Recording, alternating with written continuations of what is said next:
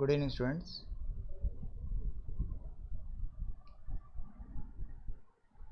Now let us start our class. The continuation of the probability topic. ఒకసారి వినిపిస్తుందా మీకు? ఎవరు నాకు రెస్పాండ్ అవ్వండి. Yes, sir. Okay, good. Yes, sir. Yes, sir. Mute పెట్టేయండి అమ్మా. మనం క్లాస్ కంటిన్యూ చేద్దాం.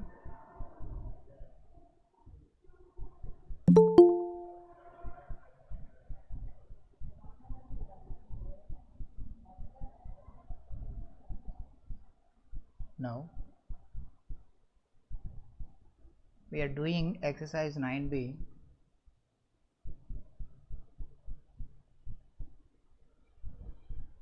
In page number 325. We have covered up to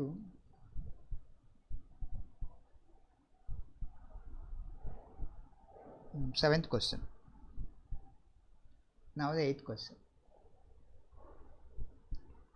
A, B, C are three newspapers. A, B, C are three newspapers.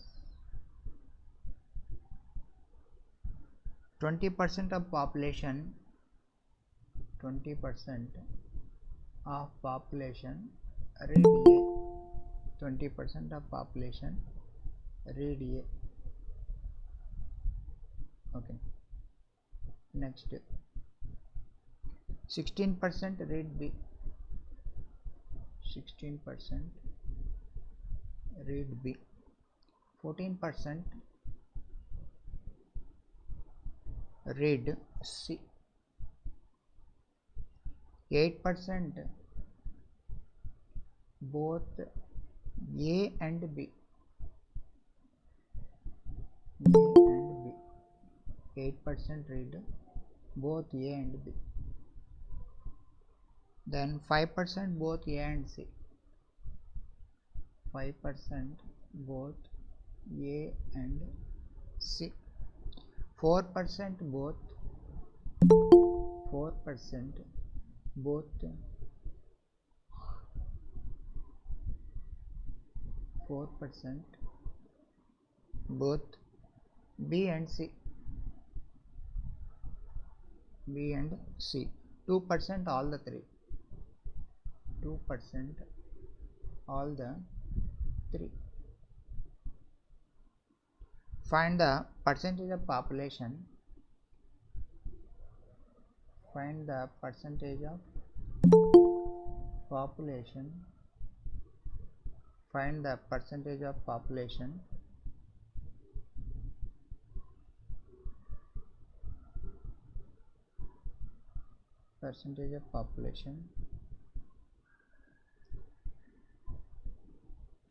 who read at least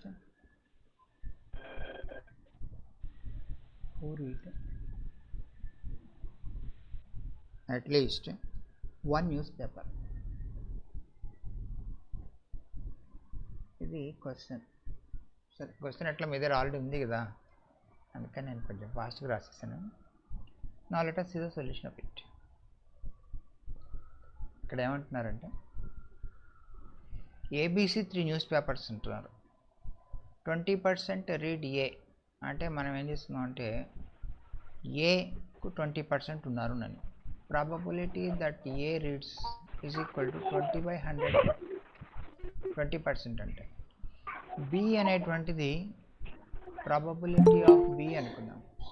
probability of B is equal to మనకి ఎంత ఇచ్చారంటే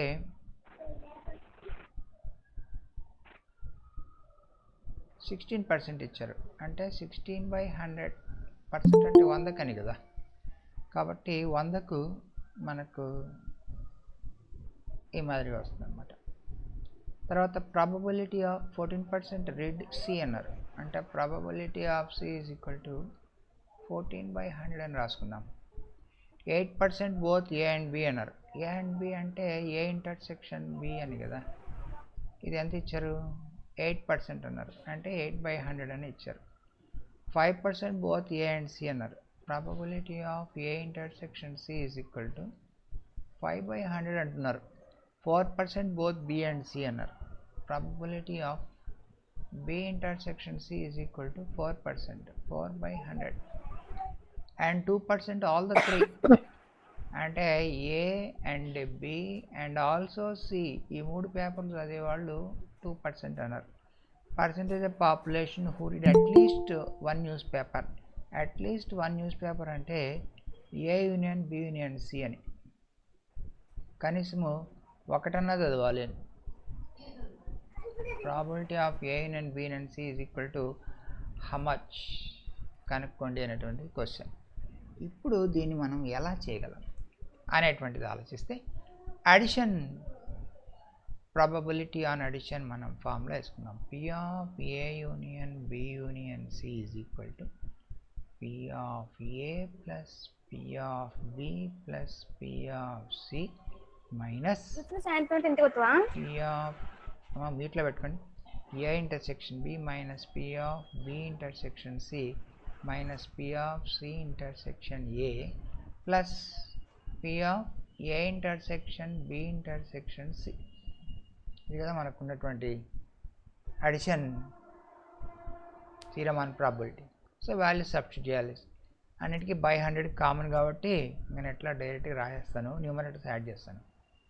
20 plus 16 plus 14 minus 8 minus 5 minus 4 plus 2 divided by 100. అర్థమైంది కదా. అన్ని values by 100 common కాబట్టి plus ఉండేవి add చేశాను, minus ఉండేవి సబ్ట్రాక్ట్ చేశాను, ప్లస్ చేశాను. So this comes as 36 plus 14 అంటే 50 అవుతుందా. 50 ఇక్కడేమో 8 ప్లస్ 5 13 ప్లస్ 2 అంటే 15 అంటే ఇది కూడా కలిపేసాలండి. Divided by 100 is equal to ఎంత వస్తుంది, 35/100 వస్తూ ఉంది. అంటే 35% అన్నమాట. కనీసము ఒక పేపర్ అన్నా చదివేటువంటి వాళ్ళు P of A union B union C is equal to ఎంత అంటే 35%. Therefore percentage of population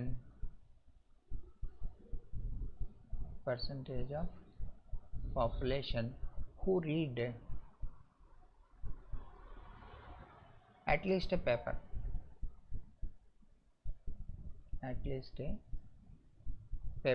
is equal to అంతా అంటే 35.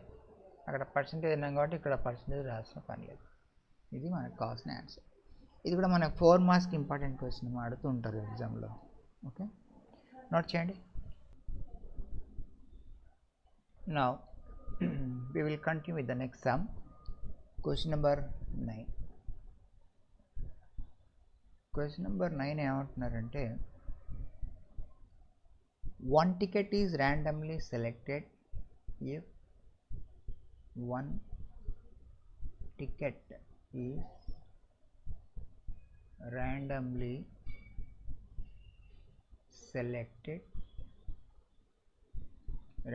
selected from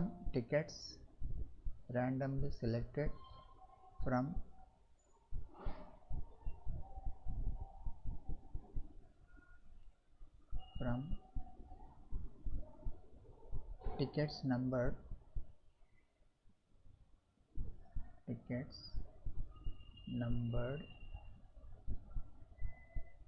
1 to 30.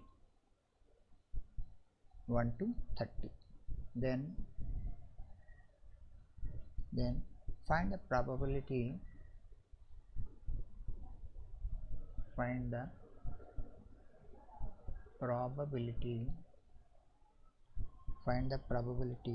that the number on the ticket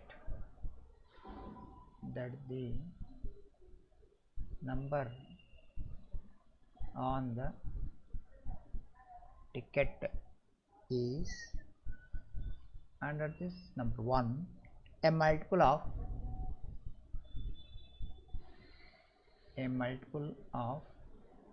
5 or 7. Number 2 is multiple of multiple of 3 or 5, multiple of 3 or 5. Okay, ఇది question.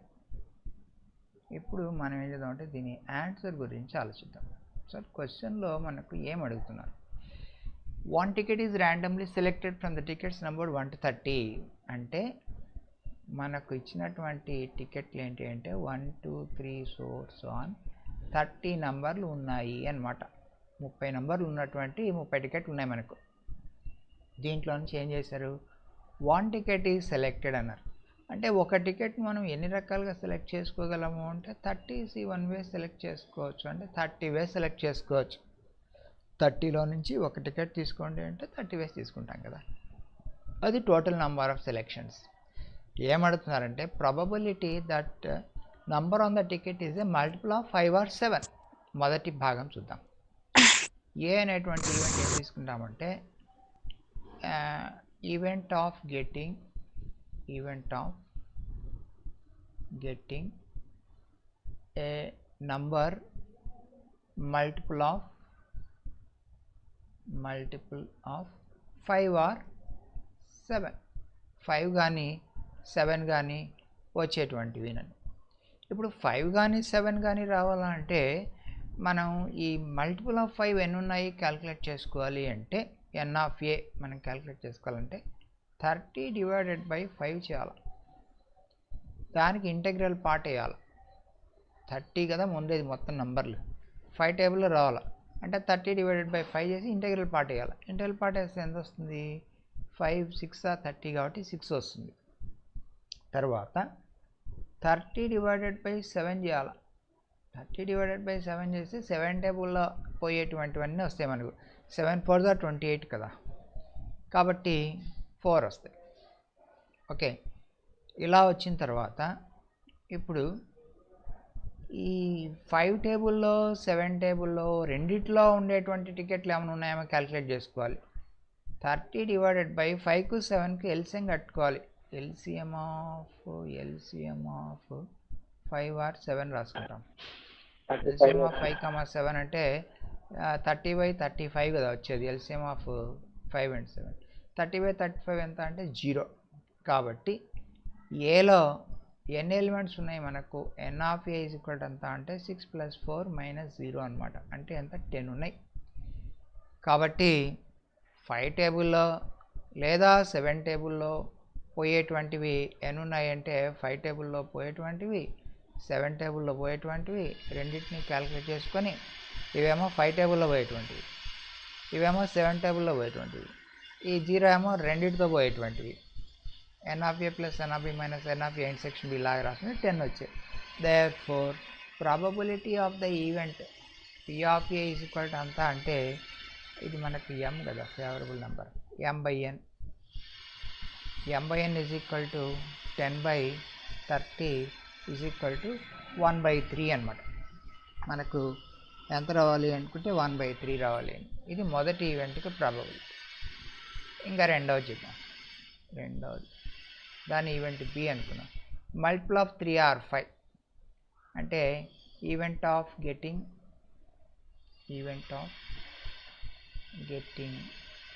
A multiple of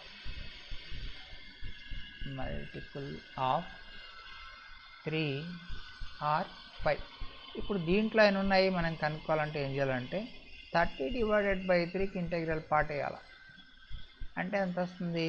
3 times 30 కాబట్టి 10 వస్తుంది. తర్వాత ఏం చేయాలంటే 30 divided by 5కి integral part వేయాలి. అయితే 5 6 30 కాబట్టి 6 వస్తుంది. ఆ తర్వాత ఏం చేయాలంటే 30 డివైడెడ్ బై ఎల్సిఎం ఆఫ్ 3, 5 వేయాలి.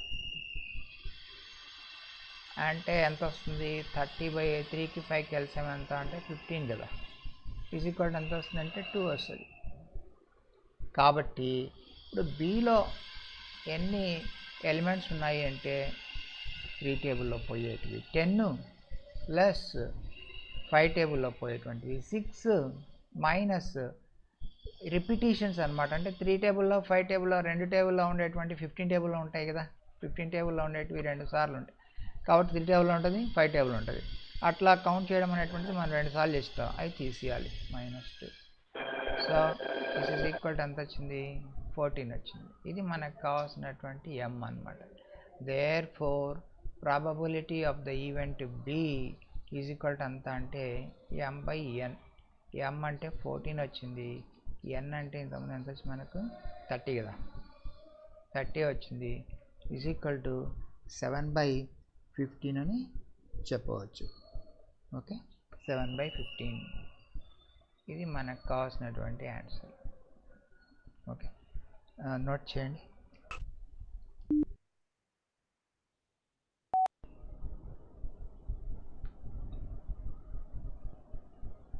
Now let us go for the next sum, number 11. 10 already complete చేస్తున్నాం మనం, అందుకని 11 చేస్తున్నాం. A game consists of tossing a coin. A game consists of tossing a coin. మా వీటిలో పెట్టుకున్నామా, tossing a coin 3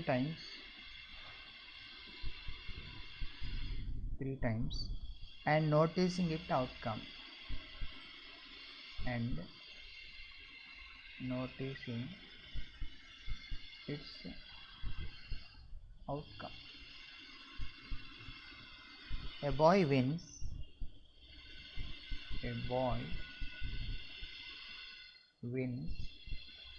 if all tosses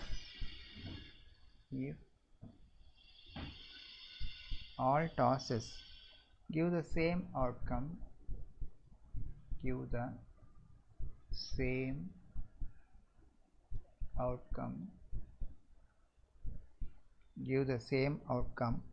and loses otherwise.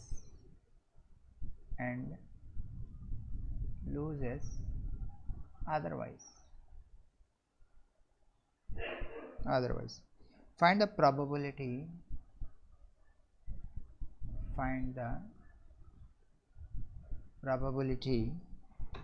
that the boy loses the game.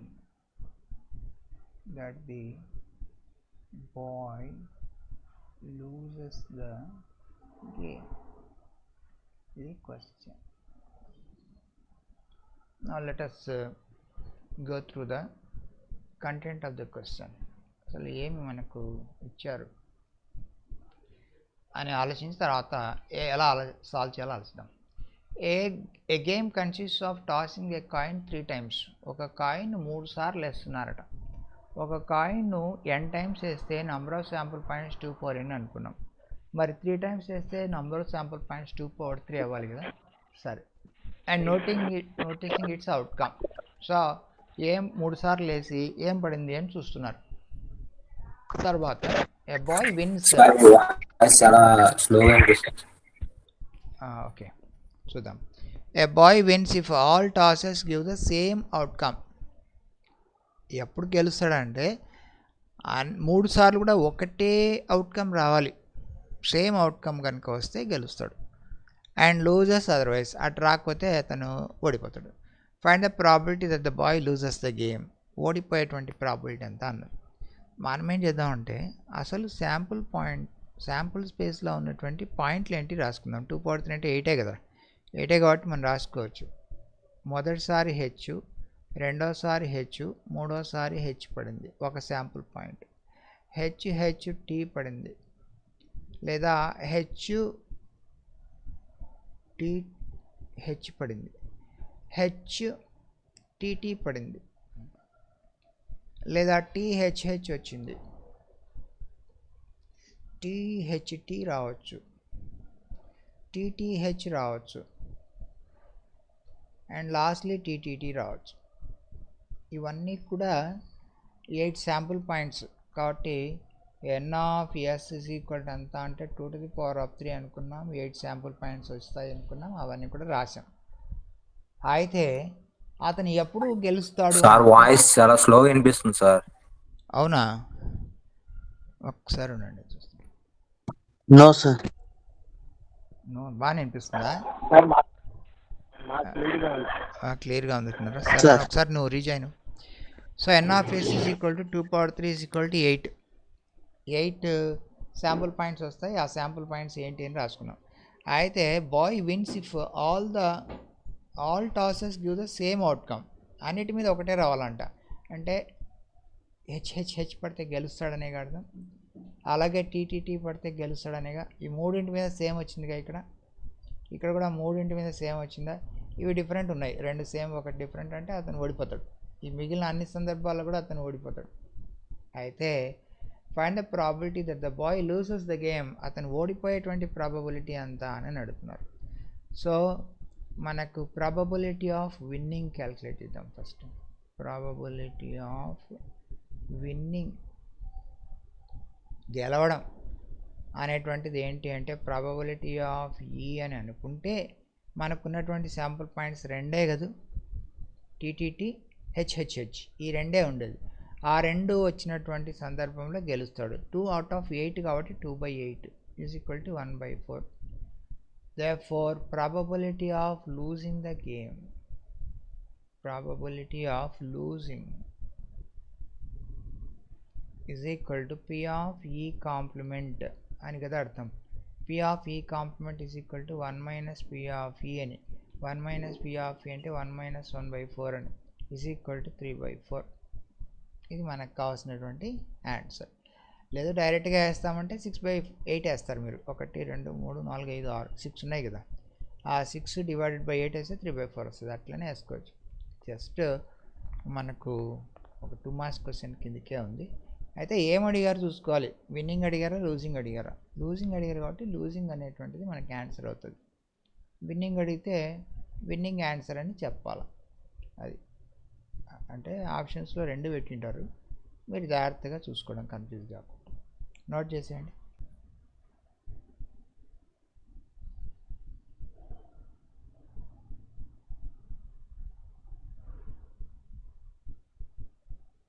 చేస్తున్నాను.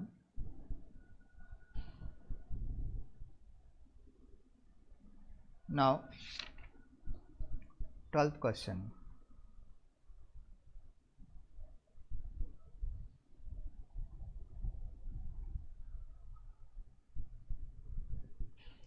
If E1, E2 are 2 events, E1, E2 are 2 events with E1 intersection E2 with E1 intersection E2 is equal to null set 5. Then show that probability of E1 complement intersection E2 complement is equal to P of E1 complement, P of E1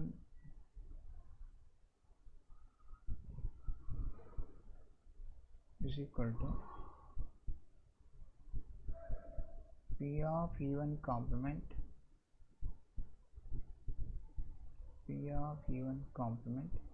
minus P of E2. దీన్ని prove చేయమని అడుగుతున్నారు. Now let us think of the solution of it.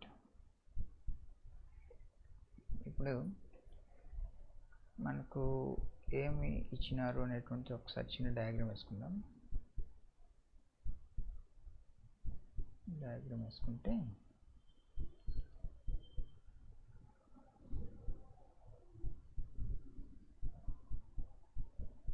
ఇది E1 అనుకుందాం, ఇది E2 అనుకుందాం. So E1, this is E1 whereas this is E2. E1 complement intersection E2 complement అన్నారు. E1 section E2 is 5 కదా, disjoint diagram తప్పైంది. అయితే ఒక నిమిషం ఉండండి, దీన్ని మార్చేద్దాము. ఇంటర్సెక్షన్ నల్ సెట్ కదా, కాబట్టి కామన్గా ఏమీ లేదు,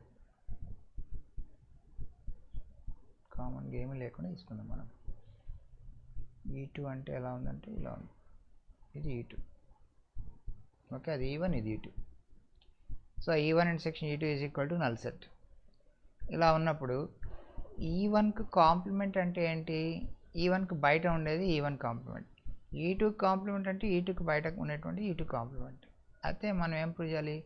E1 complement intersection E2 complement అంటే E1 E2 రెండిటికి బయట ఉండేది అని, రెండిటికి బయట ఉండేది నేను డాట్స్ పెడుతున్నా చూడండి, ఇది రెండిటికి బయట ఉండేది అవుతుంది, అవునా? సో రెండిటికి బయట ఉండేది ఇది.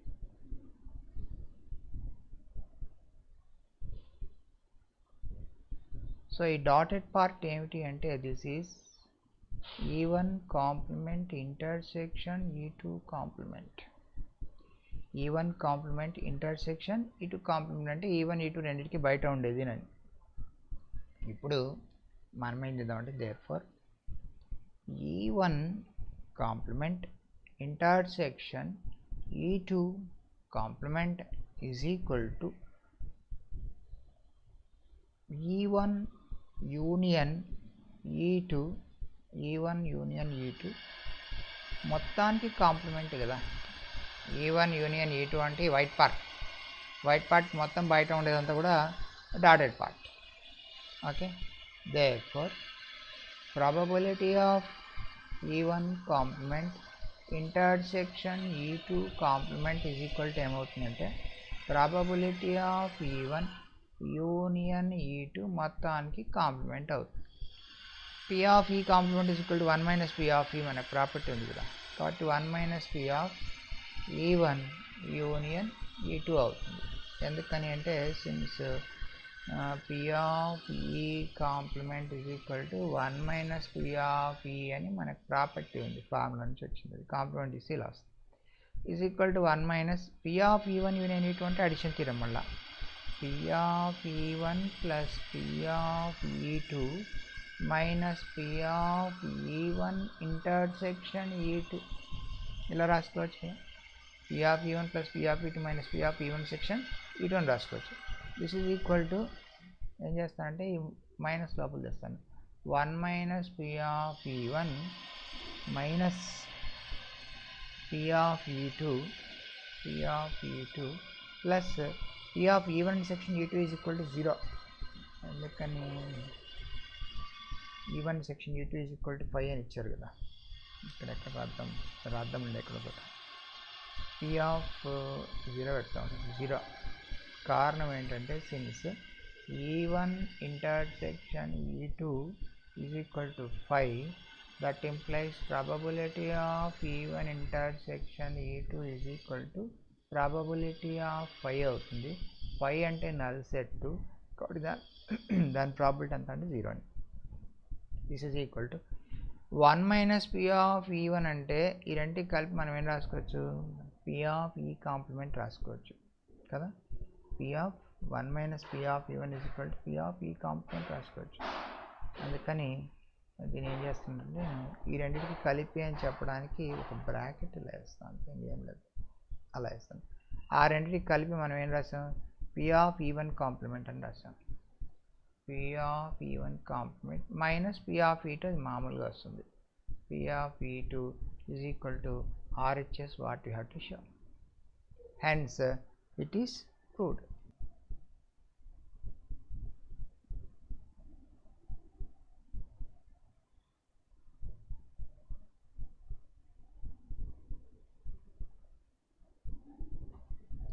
Now the second Roman begins and his first question, అంటే ఇవన్నీ 4 మార్క్స్ క్వశ్చన్స్ అనమాట.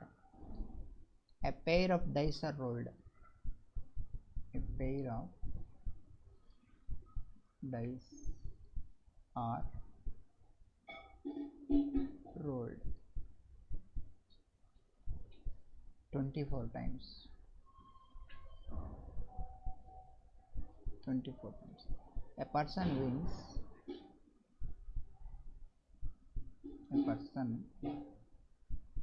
wins by not getting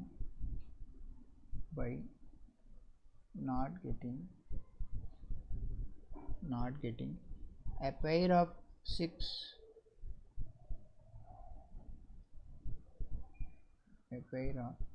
6 on any of the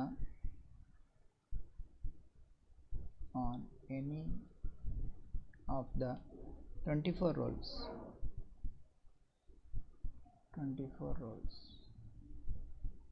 On any of the 24 rolls. What is the probability of his winning?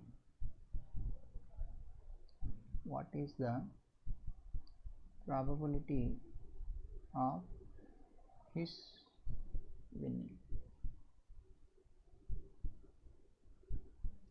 ఇది మనకి ఇచ్చినటువంటి question.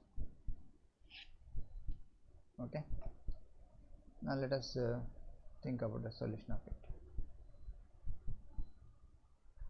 So ఇక్కడ ఏం చేశారు experiment అంటే, pair of dice are rolled for 24 times, అంటే 2 డైలు తీసుకొని 24 టైమ్స్ వేశారు. 2 డైలు తీసుకొని 24 టైమ్స్ వేశారు. సో 2 డైలు ఒక్కసారి వేస్తే వచ్చేటువంటి శాంపుల్ పాయింట్స్ ఎన్ని అంటే 6 స్క్వేర్. ఒక డైకి 6, 2 ఒక్కసారి వేస్తే లేదా 1 2 సార్లు వేసినా 6 స్క్వేర్ అవుతుంది. ఇట్లా 2 చొప్పున వేస్తూ వెళ్ళారు. ఒక్కసారి వేసినప్పుడు వచ్చేటువంటి నెంబర్ ఆఫ్ శాంపుల్ పాయింట్స్ ఎన్ని అంటే 6 స్క్వేర్ 36 వస్తాయి. అట్లాంటి 24 టైమ్స్ రిపీట్ చేశారు. సరే చూద్దాం. ఇప్పుడు ఏం చేద్దామంటే, a person wins by not getting a pair of 6 on any of the 24 rolls. అంటే అతనికి ఇట్లా వేసిన 24 రోల్స్లో ఏ ఒక్కసారి కూడా ఏం రావాలి, పెయిర్ ఆఫ్ 6 అనేటువంటిది రాకూడదు. A person wins by not getting a pair of 6 on any of the 24 rolls. ప్రతి పేర్లో ఏ ఒక్క దాంట్లో కూడా పెయిర్ ఆఫ్ 6 అనేటువంటిది రాకూడదు అంటున్నారు. What's the probability of his winnowing? అది మనకి ఇచ్చినటువంటి క్వశ్చన్. సో శాంపుల్ స్పేస్లో ఏమున్నాయి అనేటువంటి చూద్దాం. శాంపుల్ స్పేస్ ఒకసారి వేస్తే దానికి ఏమొస్తుంది, శాంపుల్ స్పేస్ 1 1 1 2 సో ఆన్ 1 6 ఇలా వస్తాయి అనుకున్నాం కదా మనం. 2 1 2 2 సో ఆన్ 2 6 సో ఆన్ ఇలా రాసుకో. 3 సిరీస్ 4 సిరీస్ 5 6 లాస్ట్లో 6 1 6 2 6 3 సో ఆన్ 6 6 ఇలా వస్తుంది. ఇలా వచ్చినాయంటే మొత్తం ఎన్ని ఉన్నాయి ఇక్కడ అంటే 36 ఉన్నాయి. ఈ శాంపుల్ స్పేస్లో మనకు ఎన్ని శాంపుల్ పాయింట్స్ ఉన్నాయంటే 36 శాంపుల్ పాయింట్స్ ఉన్నాయి. ఈ 36 శాంపుల్ పాయింట్స్లో మనం ఒక్కసారి గురించి ఆలోచిద్దాం. 24 టైమ్స్ మనం రిపీట్ చేద్దాం అంతే. ఒక్కసారి వేసినప్పుడు 36 శాంపుల్ పాయింట్స్ రావచ్చు. ఈ ఒక్కసారికి అతను గెలవాలి అంటే ఏమిటి, ఓడాలి అంటే ఏమిటి చూద్దాం. A person wins by not getting pair of 6 అన్నాడు. అంటే పెయిర్ ఆఫ్ 6 2 సార్లు 6 పడకపోతే అతను గెలుస్తాడు. 2 సార్లు 6 అంటే 6 6 కానటువంటిది. ఈ మొత్తం 36లో 6 6 కానటువంటివి ఎన్ని ఉన్నాయంటే ఈ 6 6 అనేటువంటిది ఇది ఒక్కటే కదా ఉన్నది. ఇది ఒక్కటే 6 6 ఉంది. మిగిలినవన్నీ కూడా 6 6 లేదు చూడండి. ఒక 6 ఉండొచ్చు లేదా వేరే నెంబర్లు ఉండొచ్చు, కానీ 6 6 అనేటువంటిది ఉండదు. అంటే ఈ 6 6 కనుక పడితే అతను ఏమైపోతాడు, ఓడిపోతాడు. Person wins by not getting a pair of 6 అంటే 6 6 రాకపోతే గెలుస్తాడు, 6 6 వస్తే ఓడిపోతాడు అని అర్థమైందా. కాబట్టి మనకు ఫేవరబుల్గా ఎన్ని ఉన్నాయి, అతను గెలిచేదానికి ఫేవరబుల్గా ఎన్ని ఉన్నాయంటే 35 ఉన్నాయి. ఈ మొత్తం ఉన్నటువంటి 36లో ఈ 6 6 ఒక్కటి తప్ప మిగిలినవన్నిట్లో కూడా అతను గెలుస్తాడు. 1 1 పడవచ్చు, ఎందుకని 6 6 కాదు అది. 2 2 పడవచ్చు, 2 1 పడవచ్చు, 6 1 పడవచ్చు. 6 1 పడవచ్చు అంటే పడవచ్చు, ఎందుకని 6 6 కాదు కదా. 1 6 పడవచ్చు, 2 6 పడవచ్చు, ఇది ఒక్కటే పడకూడదు. కాబట్టి అతను గెలిచేదానికి అనుకూలంగా ఉన్నటువంటి శాంపుల్ పాయింట్స్ ఎన్ని అంటే 35 అవుట్ ఆఫ్ 36. కాబట్టి ఒక్కసారి గెలిచేటువంటి probability, winning winning probability each time మొదటిసారి అనుకుందాం ఈజ్ ఈక్వల్ టు ఎంత అంటే m/n 35/36 అదే కదా మనకు ఉన్నటువంటి formula probability is equal to m/n 35/36 ఒక్కసారి గెలవాలంటే ప్రాబిలిటీ 35/36 ఇప్పుడు ఒకసారి రెండు డైలు వేస్తే అతను గెలిచాడో ఓడాడో ఏదో జరిగింది మళ్ళా రెండోసారి వేస్తే మొదటిసారి దాని మీద ఆధారపడి రెండవసారి రిజల్ట్ రాదు కదా మొదటిసారి ఏమన్నా పడని రెండోసారి మళ్ళీ సొంతంగా ఎంత అంటే అంత వస్తుంది కాబట్టి రెండోసారి కూడా గెలవాలి అంటే అతనికి ప్రాబబిలిటీ ఎంత అంటే మళ్ళీ 35/36 రావాలా so winning probability first time winning అన్నామండి first winning probability second winning అంటే మళ్ళీ ఎంత అవుతుందంటే 35/36 అవుతుంది మొదటిసారి గెలవాలి రెండోసారి గెలవాలి అట్లా అన్నిసార్లు గెలవాలి అంటే 24 రోల్స్ కదా 24 రోల్స్ వేసాడు 24 టైమ్స్ ఏమవుతుంది విన్నింగ్ అంటే 35/36 అవుతుంది ప్రతిసారి ఇదే అవుతుంది therefore probability of his winnowing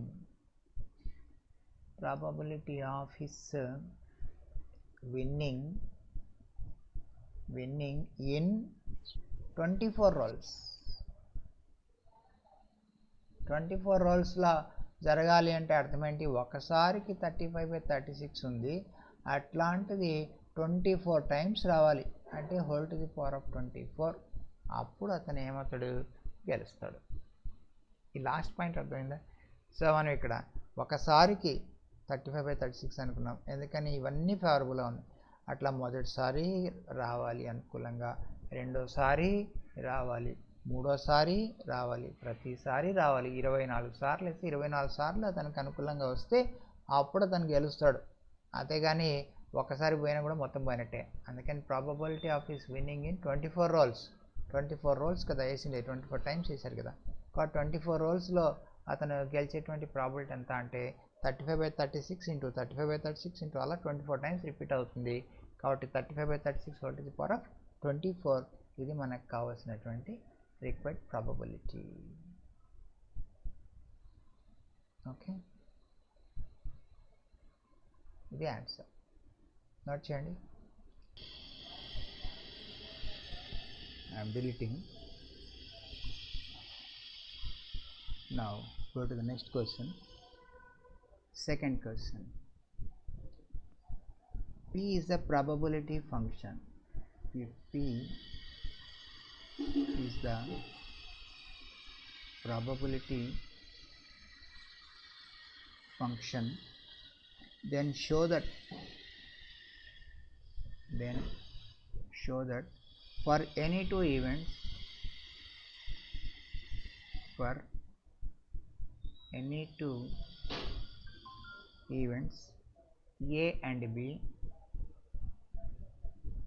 A and B for any two events A and B probability of A intersection B is less than or equal to probability of A is less than or equal to probability of A union B is less than or equal to probability of A plus probability of B.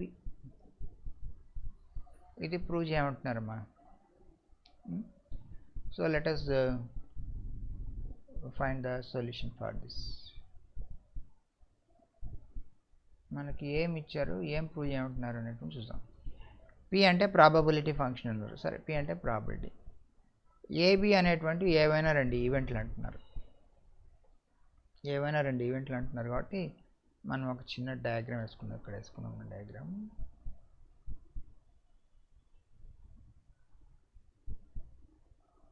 ఇక్కడ నుంచి చేద్దాం yes ఈ మాదిరి ఉందనుకుందాం ABR any two events కదా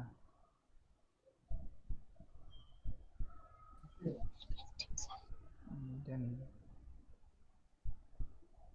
ఇలా ఉన్నాయి అనుకుందాం ఏబి ఈవెంట్స్ ఓకే ఏ ఇది ఏ అందాం దీని పేరు ఏ దీని పేరు బి దీని పేరు ఏంటి అంటే మీరు అందరు చెప్పేస్తారు నాకు ఏ ఇంటర్సెక్షన్ బి సార్ అని అవునా దీన్ని ఏ ఇంటర్సెక్షన్ బి ఇక్కడ రాసుకున్నాం A intersection B A intersection B అంటే రెండిటికి కామన్గా ఉండేటువంటిది ఏ ఇంటర్సెక్షన్ బి అని. ఓకే, ఇప్పుడు మనము ఇది ప్రూవ్ చేయాలి. నౌ ఫ్రమ్ డయాగ్రామ్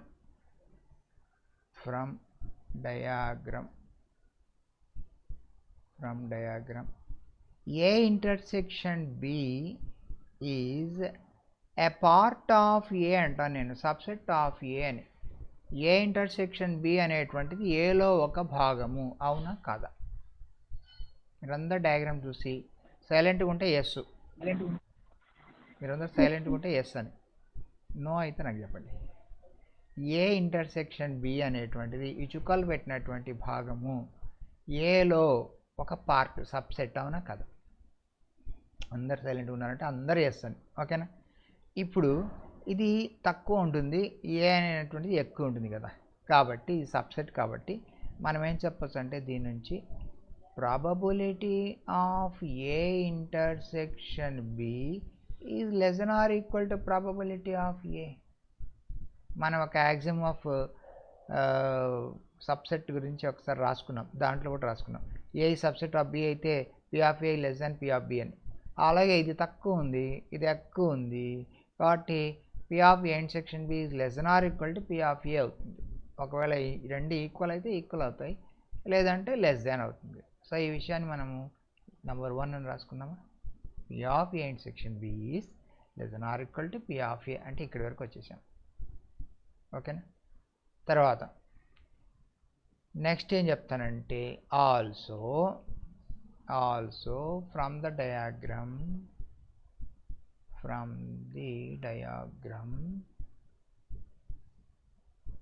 మళ్ళీ చూడండి, A is a subset of A union B అని చెప్పనా? ఏ యూనియన్ బి అంటే ఏంటి? ఏలో అయినా ఉండవచ్చు, బిలో అయినా ఉండవచ్చు అంటే ఇదంతా కలిపి ఏ యూనియన్ బి. ఏలో బిలో రెండిటికి లోపల ఎక్కడ ఉన్నా సరే ఏ యూనియన్ బి. ఏ అనేటువంటిది part of A union B కదా. ఏ యూనియన్ బి అంటే ఇదంతా వస్తుంది, పెద్దది వస్తుంది ఇదంతా. ఓకే, కాబట్టి A is a subset of A union B అవుతుందిగా. ఓకేనా? కాబట్టి ఇప్పుడు A is subset of A union B అంటే మళ్ళొకసారి సేమ్ అదే కాన్సెప్ట్ ప్రకారం probability of A is less than or equal to probability of A union B అవుతుంది. A union B పెద్దది, ఏ చిన్నది, కాబట్టి దీని ప్రాబిలిటీ తక్కువ, దీని ప్రాబిలిటీ ఎక్కువ. ఓకే, సో సేమ్ ఇప్పుడు ఇక్కడి వరకు వచ్చేసాం మనం. ఇక్కడ నుంచి ఇక్కడికి వచ్చాం, ఇక్కడ నుంచి ఇక్కడి వరకు వచ్చేసాం. ఈ 3 అయిపోయినాయి, ఇంక ఇది చూడాలి. ఓకే, నెక్స్ట్ ఏం చెప్తానంటే probability of A union be also we know that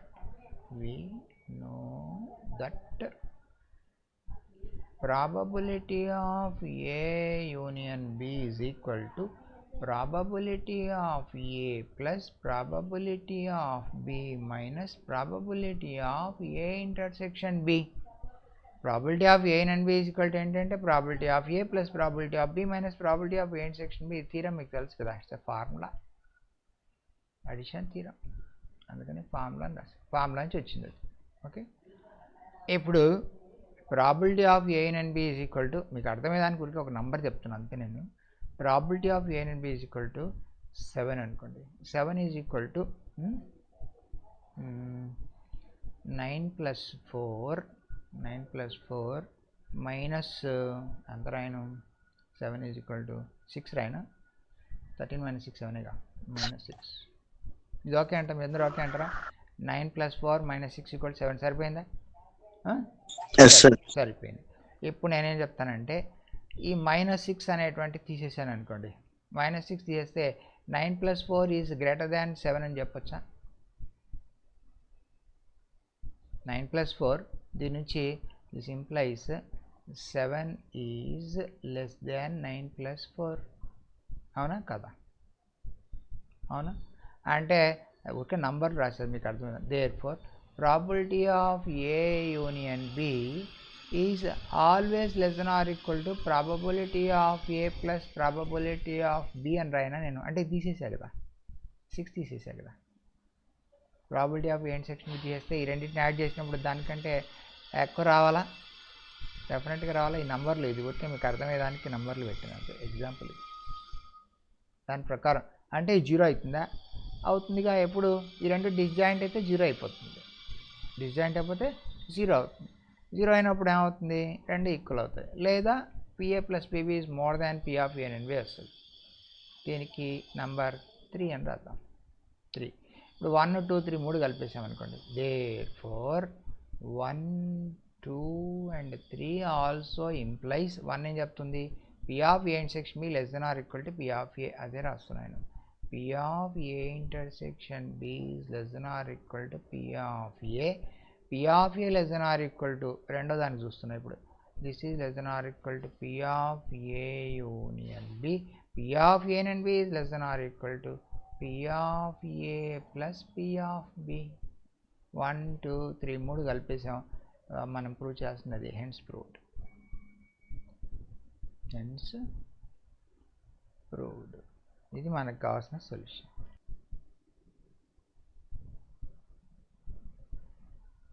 Now question number 3. Question number 3 is a triple star question అమ్మా. ఇది ఎగ్జామ్ అడుగుతున్నారు. In a box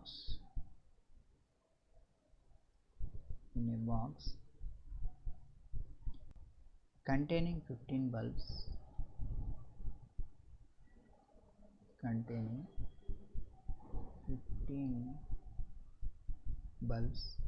5 are defective.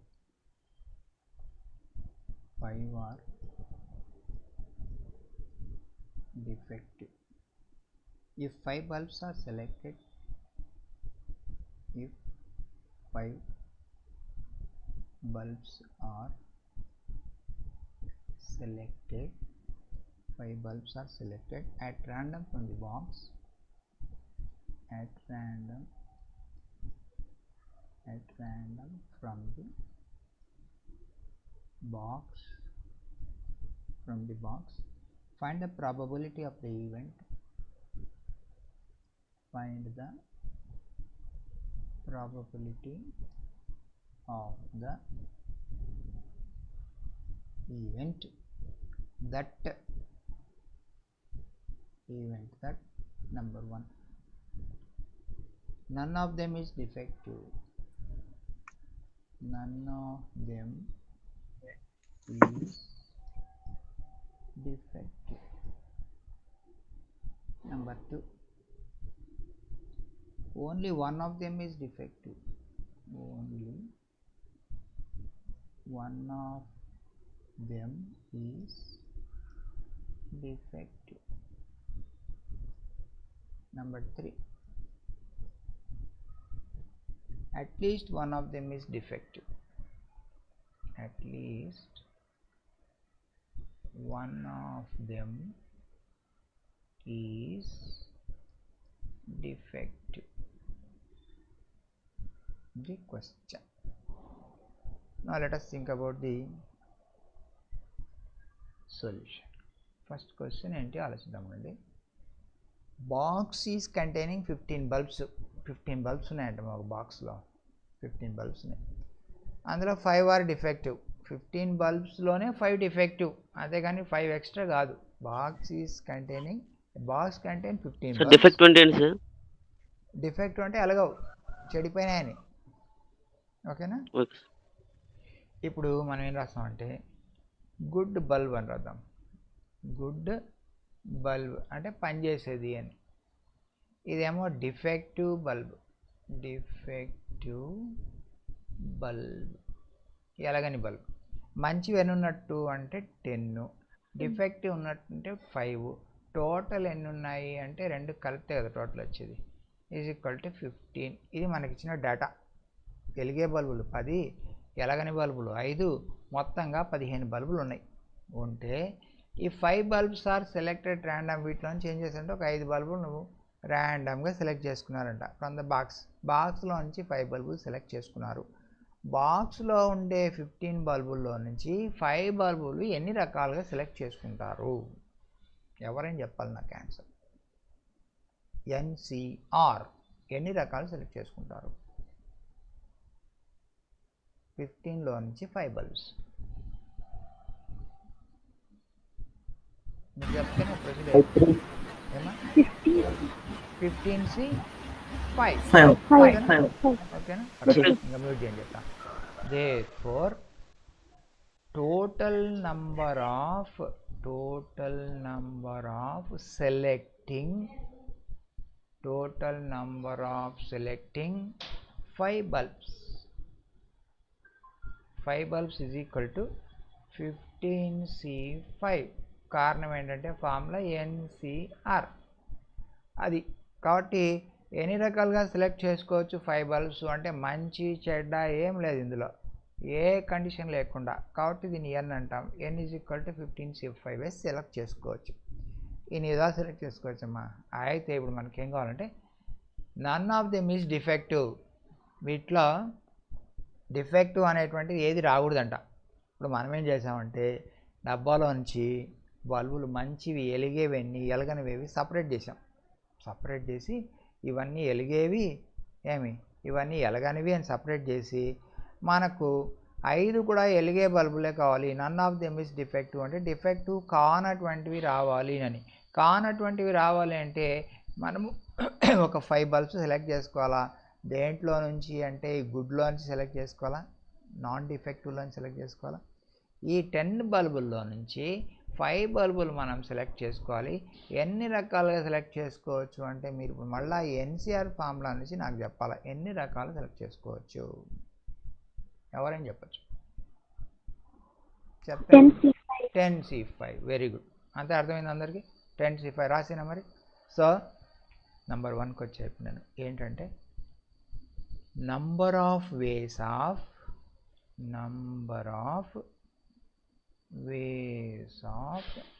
selecting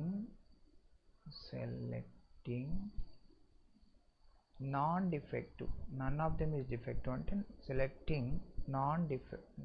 selecting non-defective అని రాస్తా. non-defective అంటే దాని meaning ఏంటంటే 5 ఆర్ గుడ్ అని. 5 are good okay is equal to ఎంత అంటే ఇది మనకి m ఫార్ములా ప్రకారం 5C10 NCR 10C5 కదా, రాంగ్ నేను తప్పు రాస్తున్నాను తీసేసి 10C5 NCR okay. Therefore probability, దీని ప్రాబిలిటీ మనకు కావాల్సినది. దీని probability is equal to event ఈ అనేది ఒకటి పెట్టుకుందాం. Probability is equal to formula ఏంటంటే m/n. m/n అంటే ఏంటి 10C5 divided by 15C5. 10C5 అంటే 10 into 9 into 8 into 7 into 6 by 5 factorial మళ్ళీ ఒకసారి బై 15C5 అంటే ప్లేస్ లేదు కదా, పట్టిస్తారు ఎట్లా అట్లా. 15 into 14 into 13 into 12 into 11 by 5 factorial అని 5 ఫ్యాక్టర్లు రాయాలి ఇక్కడ. 5 రాసింది ఓకే. ఈ బై 5 ఫ్యాక్టర్లు క్యాన్సిల్ పోతే ఏం మిగిలింది ఈజ్ ఈక్వల్ టు ఒకసారి మళ్ళీ రాస్తున్నాను ఇక్కడ 10 into 9 into 8 into 7 into 6 divided by 15 into 14 into 13 into 12 into 11. Cancellation చేసుకోవచ్చమ్మా. క్యాన్సిలేషన్స్ 6 2s కొట్టేసాము, 7 2s కొట్టేద్దాము, 7 2s కొట్టేసాము. ఇంకేం కొట్టేయచ్చు 5 2s 5 3s కొట్టేద్దాం, 3 3s కొట్టేద్దాము. ఇక్కడ ఒక 2 ఇక్కడ ఒక 2 కొట్టేద్దాము. ఇంకా ఇక్కడ 8 ఉందా, 8 ఉందంటే ఇక్కడ 2 ఉంది కొట్టేయచ్చు.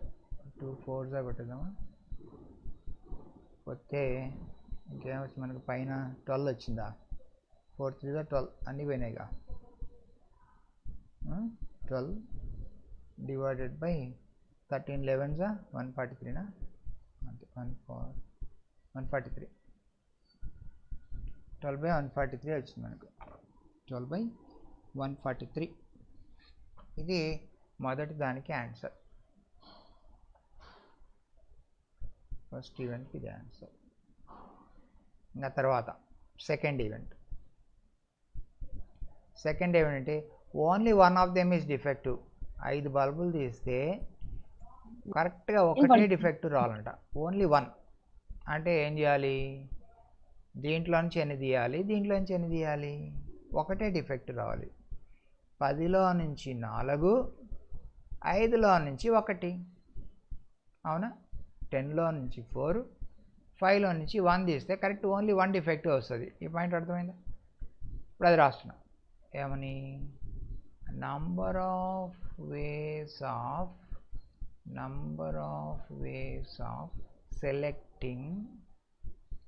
selecting only one defective,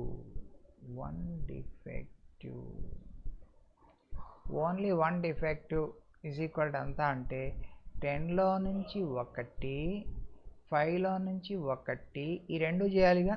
10లో నుంచి 4 కదా, 10లో నుంచి 4, 5లో నుంచి 1, రెండు చేయాలిగా. అండ్ అంటే ఇంటూ, మనం పర్ముటేషన్ నేర్చుకున్నాం. 10c4 into 5c, 1 వేస్ చేయాలి. Number of ways of selecting only one defective, ఒక్కటే డిఫెక్ట్ రావాలన్నారు. ఒక్కటే డిఫెక్ట్ అంటే దీని నుంచి 10c1 అంటే ఒక గుడ్డే వస్తుంది మనకు. 4 గుడ్లు ఒక బ్యాడ్ రావాలి కదా, మొత్తం 5 రావాలిగా. అందుకని దీని నుంచి 4, దీని నుంచి 1. ఓకేనా? 10c4 into 5c1, ఇక్కడ 4 అక్కడ 1 తీయాలి. 10c4 into 5c1.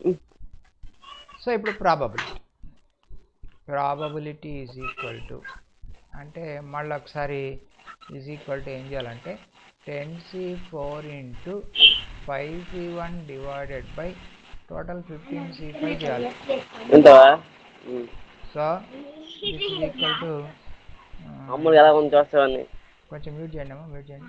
10 into 9 into 8 into 7 divided by 4 ఫ్యాక్టర్లు అంటే 24 రాస్తుంది డైరెక్ట్, ఇంటూ 5c1 అంటే 5 divided by 15c5, 15 into 14 into 13 into 12 into 11 divided by 5, 4, 3, 2, 1. So this is equal to, మా మ్యూట్ చేసి మాట్లాడుకోండి, మాట్లాడిపిస్తున్నాయి. 5 3s are 15, 5 3s are 15, 2 4 3s are 4 3s are ఎంత calculation ఉందిలేండి, నిదానంగా చేయండి, నేను ఆన్సర్ వస్తాయి, మరి ప్లేస్బుల్ లేదు అంతే. So this calculation part is left you.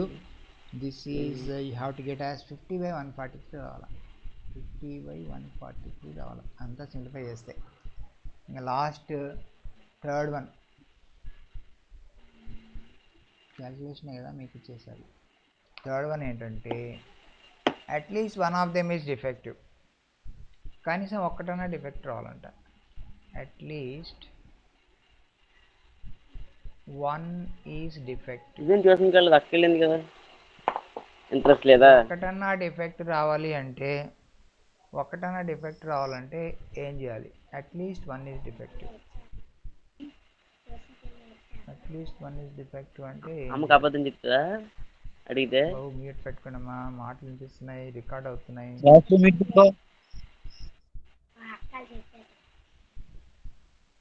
At least one is defective, at least one is defective అంటే ఏంటి అసలు?